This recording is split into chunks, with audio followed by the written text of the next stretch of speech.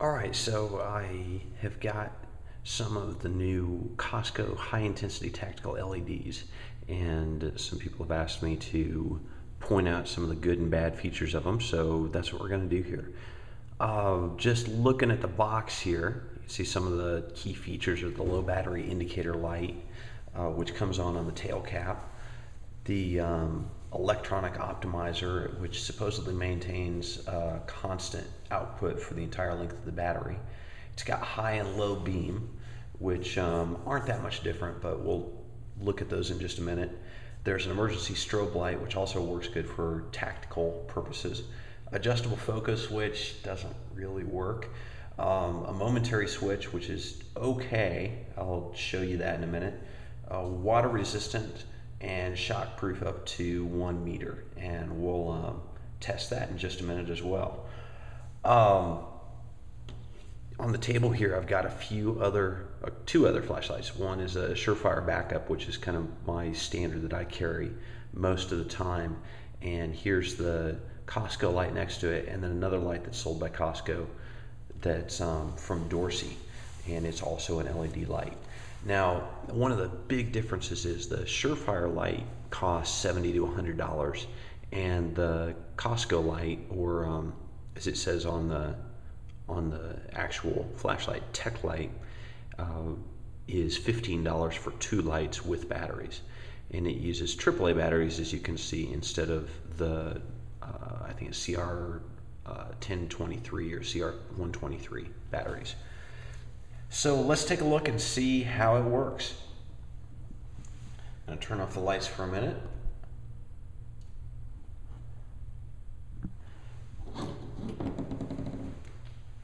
And that is low. That is high. And there's strobe. And as you can see, it is a good strobe. One thing to keep in mind is that these aren't made to real exacting standards. Here's one, here's another one, and as you can see, the output is a little bit different. I'm going to hold up a third one. And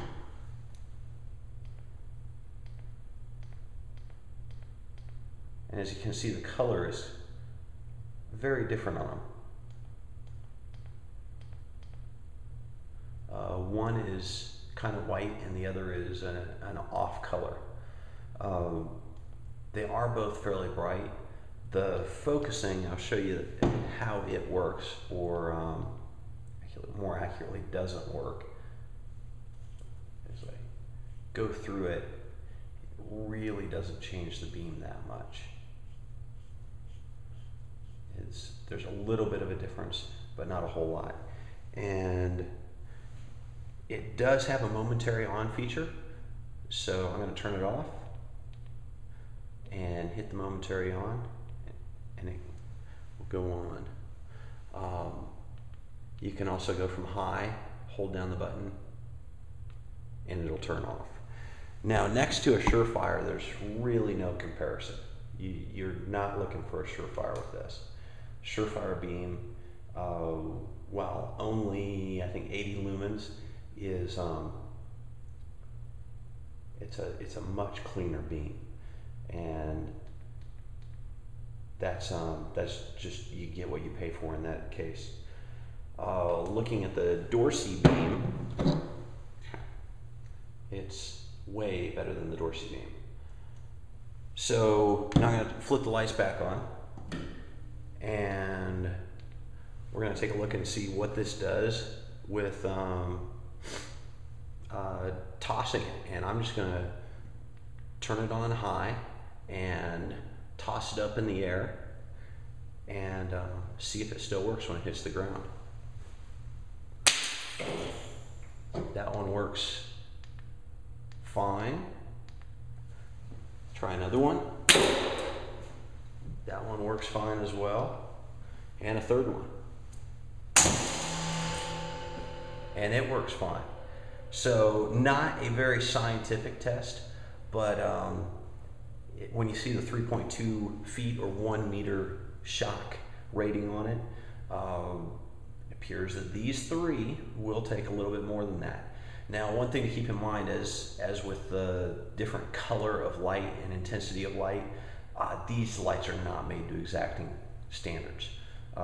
They're made to be an inexpensive tactical light, not something you depend on for your life if you need to.